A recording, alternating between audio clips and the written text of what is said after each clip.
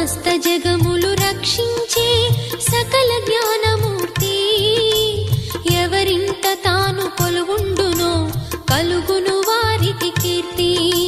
సకల సంపదల మూలము సుమనోహరి లక్ష్మి, శ్రీ చక్రవాసిని మాత శ్రీ విష్ణు ధర్మ పత్ని.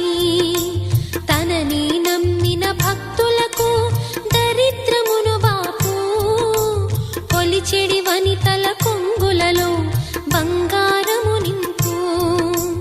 అష్టలక్ష్ముల రూపున అవతారం దాల్చినది, కష్టములను తొలగించగా భూమిలో వెలసినది. లక్ష్మీదేవి కథ, శ్రీ లక్ష్మీదేవి కథ, లక్ష్మీదేవి కథ, శ్రీ లక్ష్మీదేవి కథ.